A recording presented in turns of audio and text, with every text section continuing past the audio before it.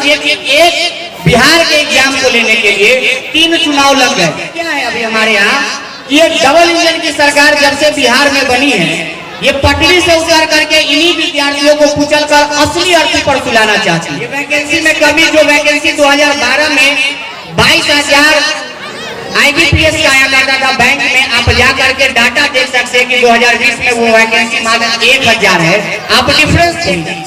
MP का मतलब मुखिया पति और SP का मतलब सरपंच पति भी होता है। क्या आपकी समस्याओं को कभी सुलझाने के लिए आई है? नहीं। क्यों नहीं? उनके पति आते हैं, क्यों आएंगे भाई? वो तो सरपंच नहीं है, वो मुखिया नहीं है, वो क्यों आएंगे? यही महिला अगर इसमें से कोई लड़की सेना में जाती है, क्या इसका भाई, क्या इसका पति कभी जाएगा सेवा पर लड़ने? कभी नहीं जाएगा। उठो द्रौपदी वस्त्र संभालो अब गोविंद न आए। नदियों की ठंडी रात सुखबुगा उठी, मिट्टी सोने का ताज पहन खिलाती है।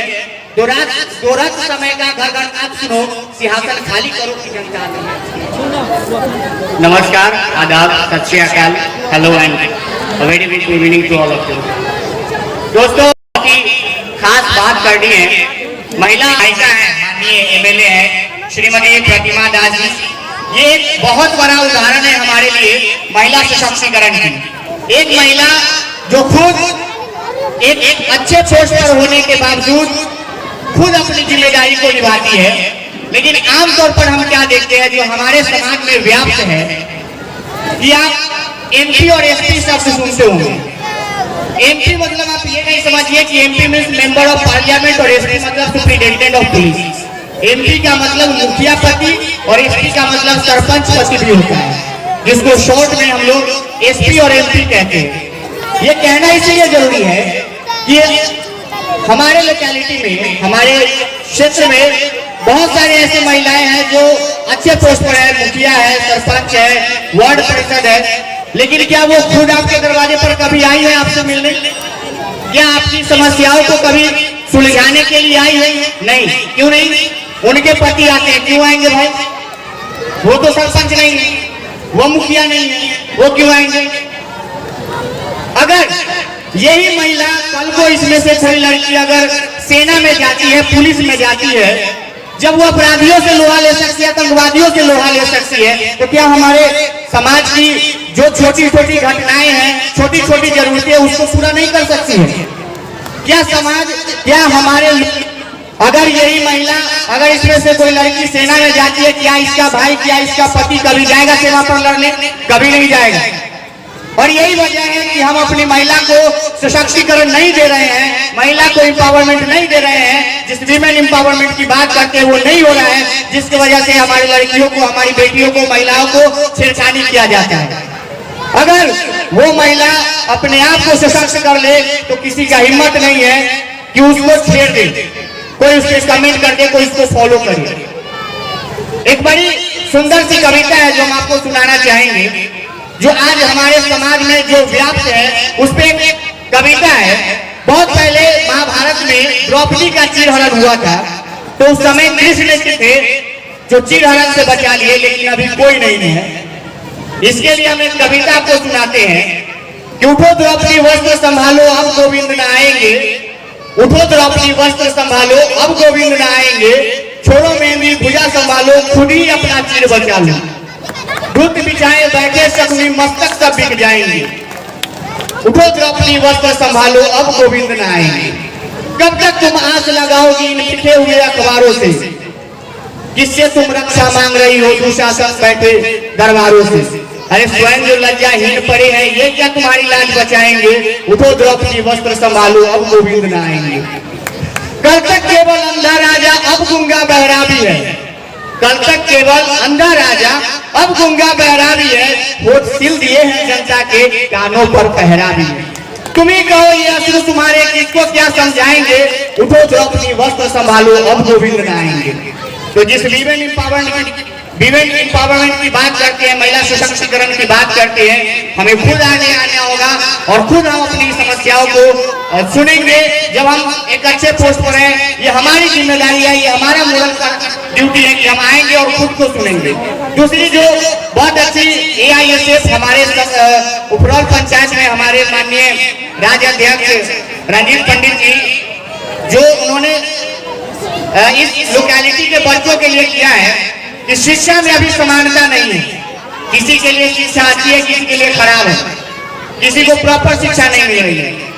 समस्या क्या है कि अब लोग शिक्षक बन रहे हैं, गुरु नहीं बन रहे हैं।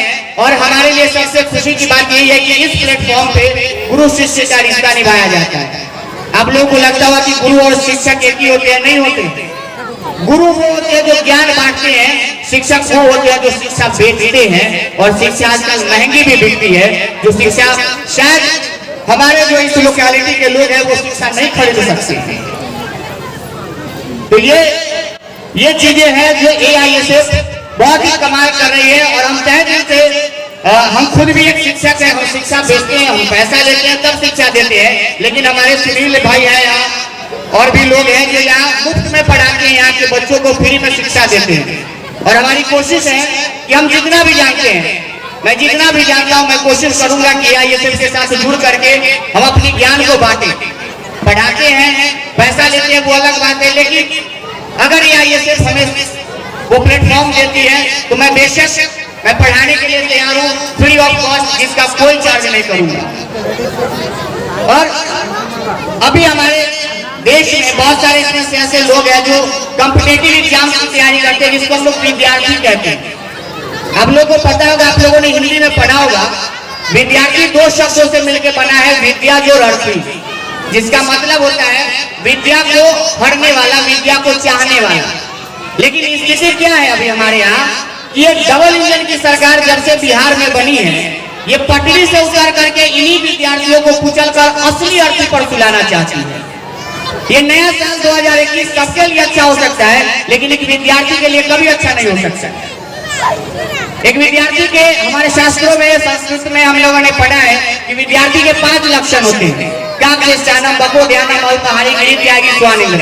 अब पटना जाइए, ये 5 लक्षण हर विद्यार्थी करते हैं, मैं खुद भी करता था। लेकिन ये 5 लक्षण करने के बावजूद आपको क्या मिलेगा? वैकेंसी में कमी। ये वैकेंसी में कमी, जो वैकेंसी 2012 में 22,000 IBPS का आया करता था बैंक में, आप जा करके डाटा देख सकते हैं कि 2020 में वो वैकेंसी मात्र 1,000 है। आप डिफरेंस देख सकते हैं, 22,000 में 1,000। आप सोचिए कि किस विद्यार्थी को इच्छा करेगा कि अब हम आगे जाकर के कॉम्पिटिटिव तैयारी करें। आप डाटा देखेंगे तो आप पागल हो जाएंगे, आपको इतना गुस्सा आएगा वर्तमान सरकार पे। बिहार SSC जो अभी चल रही है कि बिहार SSC का भी एग्जाम लिया जाएगा। बिहार SSC 2014 में नोटिफिकेशन जारी की, उसका PT एग्जाम हुआ 2018 में, मेंस एग्जाम अब 2020 में चल रहा है। आप सिंपल सा समझिए कि एक बिहार के एग्जाम को लेने के लिए 3 चुनाव लग गए। क्योंकि 2014 में जब वैकेंसी आई थी, लोकसभा का इलेक्शन था, 18 में जब वैकेंसी आई फिर लोकसभा का चुनाव था, 2020 में जब एग्जाम लिया जा रहा था तब बिहार विधानसभा का चुनाव था। यानी एक परीक्षा को लेने के लिए 3 चुनाव गुजर जाते हैं। आप सोचिए कि 7 साल एक परीक्षा को लेने में लगता है। तो अब कहना चाहेंगे, बस आखिरी राष्ट्र कवि रणधारी सिंह दिनकर की एक 4 लाइन कहना चाहेंगे कि सदियों की ठंडी रात सुखबुगा उठी, मिट्टी सोने का ताज पहन खिलाती है। दो रात समय का घर घर आप सुनो, सिंहासन खाली करो की जनता आती है। धन्यवाद।